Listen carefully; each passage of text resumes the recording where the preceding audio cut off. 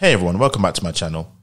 Today in this video I just wanted to talk about an alarming news story that I've seen with regards the mistreatment of African migrants that have gone into Saudi Arabia. Now, according to this report, all the migrants that have gone to Saudi Arabia, now it looks as if majority of them are coming from Ethiopia. They've been detained in what they call detention centers. And the reason for this is to try and prevent the potential spread of the virus. Now, of course, it's still the fear is still going on right now. People are taking this still very, very, very seriously, even though from a lot of reports I've seen, it's definitely tailed off in terms of the peak. Infection rates seem to be cropping up. However, the death rates seem to be on the low. But even said that, if you look at the images on the news report, I'll put a link in the description. The treatment has been nothing short of disgraceful.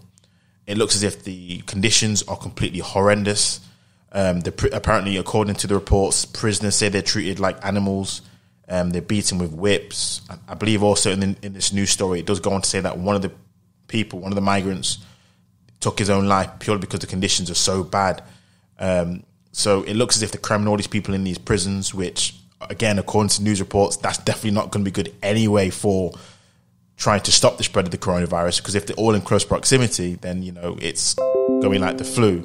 So it all seems to be a complete recipe for disaster, and it leads to believe, do they actually care about the spread, or do they want to contain everything into one place and let them all die?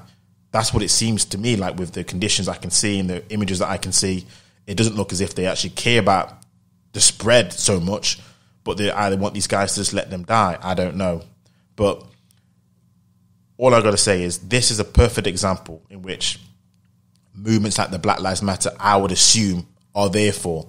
I would assume that situations like this is exactly what they're there for, to try and use their influence and power, whatever they do have, it seems, in order to say, look, this isn't right. This seems to be affecting, again, a lot of the migrants come from Africa, Ethiopia, etc., etc. So you think this is a situation where they'll want to be full steam ahead on this matter and go and try and stop this clear violation of human rights. And also, it does lead on to a wider conversation regarding the UK's relationship with Saudi Arabia. I know the UK has a long-standing relationship with Saudi Arabia.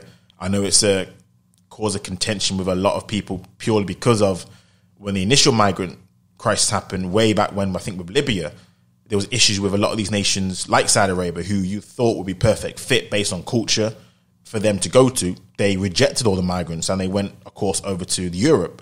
So again, the relationship, it seems to be very interesting in terms of from the people's perspective, but I don't know how the Foreign Office and the policies and what that construct this relationship. I've got no idea. I've not heard the mainstream media talk about it yet, but again, it's a very recent news story. But again, yeah, it's based on a news story. It's absolutely horrendous, and I hope something's done about this, most definitely. So Black Lives Matter movement, it's definitely up to you now. So what next?